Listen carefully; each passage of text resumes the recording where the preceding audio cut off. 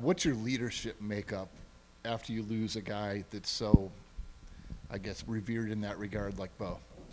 Yeah, I think when you have that type of leadership, it gives guys almost, I would say, a mentor. So, like, man, the past 3 years, he's been mentoring guys in terms of how he leads and go about his work. So now those guys are the upperclassmen. I'm thinking of, Jameson Patton, Drew Surgis. The effect of Bo has kind of sprinkled out through our room. So guys understand what it takes and kind of what we're asking from them from expectations. But if I had to say, like, guys stepping up, Jeremiah Cooper's had a great offseason of really trying to grow out of his shell, communication-wise, and being a little bit more vocal and grabbing guys. I know in the spring I told you guys about Jameson Patton and trying to like reestablish, and I think he's kind of took that by the bell, and he's the guy breaking down the group. He's the guy that's kind of more of the boisterous voice of our room. You know what I mean? So it's kind of been a tag team between guys. But I think everybody knows the expectation of what leadership looks like, and multiple guys are trying to display that. How good can Jameson be? Because it feels like he's a guy that you can play at more than one spot, and he's kind of built on each season. He can be as good as he wants to be. I think, when you talk about things that take no talent to make yourself a good player, like he does all those things. So if you were here any month during the offseason, he would be a guy that would have been here at 6 a.m., whether he's watching film or getting rehab or trying to prehab things.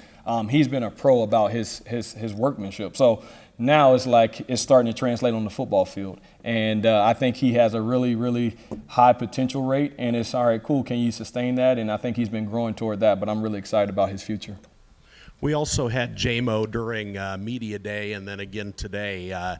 How has his training camp gone? And is he a guy that's kind of pushing Tayshawn there? And what's the competition look like? Yeah, I would say he's been the most consistent he's been. He's a guy that I think, looked at this offseason as, man, I want to step up and be the guy. You look at it, Malik is leaving, and it's been a really, I would say, tight battle, to be completely honest, between Tayshawn and even Cam Smith. Guys have been putting their best foot forward, but Jameson has really, I thought, blossomed this fall camp and probably playing the best football that he's played here. So we feel really good about where he's at. And then with Marcus Neal, is he a guy that's kind of taken that momentum from last season, and what have you seen from him so far? Absolutely. He's taken it. I think this fall camp, you see him playing fast. He's playing downhill. He's playing really confident. And I think us as coaches continue to put him in positions where he feels that he can play fast, because that's his best, I would say, attribute, is that when he knows, he goes, and you better look out. So I'm excited to see where he goes this really the start of the season and obviously throughout the year. How have you seen Jeremiah Cooper's role kind of evolve, I guess, this offseason in your guys' defensive scheme? Maybe not so much as a leader, but yeah, I think he just brings so much versatility. So, like, man, just trying to figure out, where can we put him in certain situations. But he, playing safety, man, he plays high in the post. He plays as a low robber. We've done a lot of different things with him to, like, try to really best suit his skill set. But, we try to figure out what's best for him. He's played corner, he's played safety, and it's just kind of like package of where we're putting him at. But we're going to utilize him every way that we possibly can, just like we've done in the past. How much does your room, and you specifically, work closely with Coach Poteet in their room on a day-to-day basis? Oh, I mean, we're lockstep.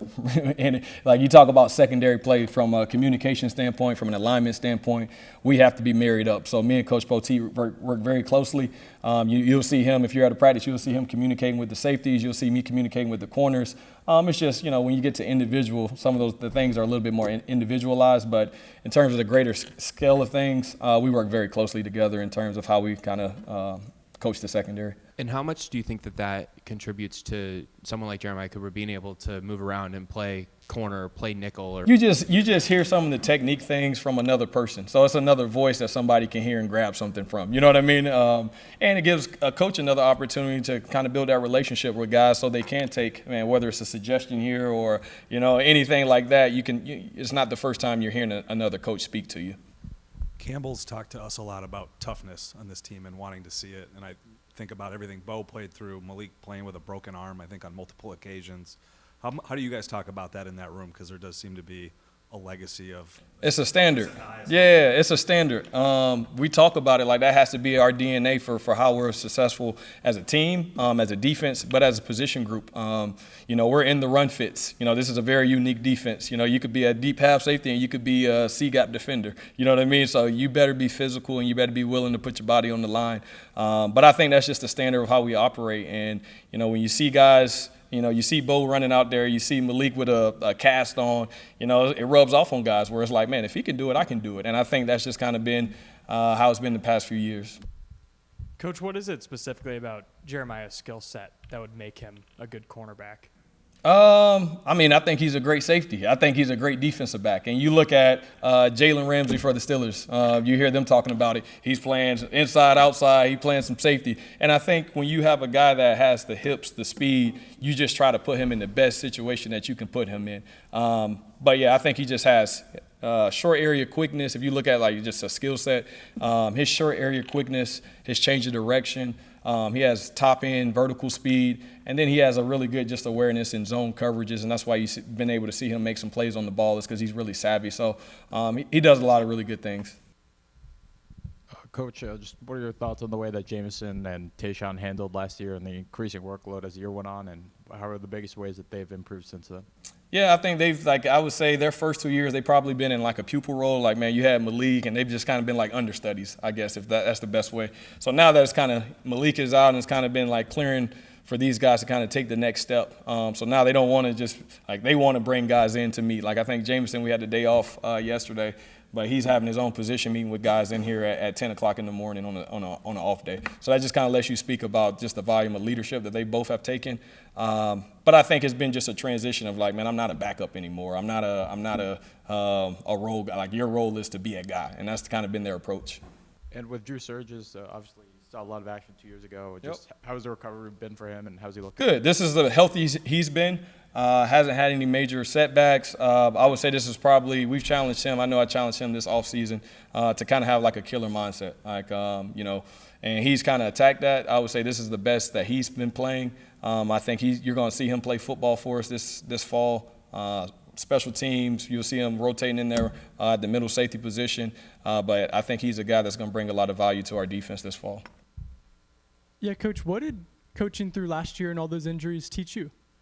Hey man, hey, as a safety group, we were kind of full, even though we were banged up. Our approach was, man, you got younger guys standing beside you. You got to pick up and you got to make an extra play or two to help settle those guys in. And understanding the situation from a coaching perspective, man, some of the things you may do from a scheme standpoint may put a little bit more pressure on you. So all right, great. Our guys had to kind of rise up and figure out, man, some things we were doing situationally, call-wise, whatever that may be, they had to kind of rise their sense of urgency up. And as a coach, it's the same thing. Man, what can you do with the 11 guys you have on the field to, be the best defense possible? And I think last year was kind of all right, we had to do things to figure it out. And on Saturday, the guys were able to go execute that. And they took it as a, kind of chip on the shoulder of, how good can we be to help the rest of the team, the rest of the defense? That was kind of the mindset. You've signed a lot of safeties in the last couple recruiting classes, 24, 25. What have you seen out of that group, in addition to the guys that we've talked about maybe already, and what's the future hold for those? We're expecting those guys to help us out faster than later, to be honest with you. You think about obviously Marcus Neal. You talk about Carson Van Denter. He's a transformed guy. I've always talked to him as kind of a wild man, you know what I mean? And now he's been really consistent. But he can run, he can jump, he can tackle. I expect to see him play for us. Kyjon Cummings, another guy that you guys probably don't know, he's explosive athlete, does a lot of different things. So it's a good problem to have that you got a lot of young guys that are biting in the heels of people and challenging guys. So this is probably the most competitive it's been from a younger standpoint of guys pushing the upper guys, to be completely honest with you, which is a great, I wouldn't call it a problem, man, but it's a good feeling to know that guys are coming in and able to help you out faster than later. Building off of Kyjon, what specifically about his skill set? Yeah, he's a dynamic athlete. If you were to go back and watch his high school tape, you would see him playing all positions, really good with the ball in his hands. You know, last year he was the offensive scout team player of the year. We were low on receivers, and we knew he could catch punts and do stuff like. And he went out there for like one practice and was like, "Oh, who's this kid catching?" And it's like, all right, well, just keep him there because he'll probably give us some of the best looks, right? And he just kind of took off, and it was like, all right, where can we put this kid to kind of get the same output of what we've seen him on the offensive standpoint? And he's been around the ball. But he's a dynamic kid. He 0 to 60. You would see that he's very quick, straight line speed. I want to say he's like a 10-6 kid, but he's also 205 pounds, so he's a physical kid as well. But he kind of reminds me of a personality of like Malik. He's gonna bring some stuff to him, and he got like a lot of energy, a lot of juice about himself. So I'm really excited about what he can bring to the table.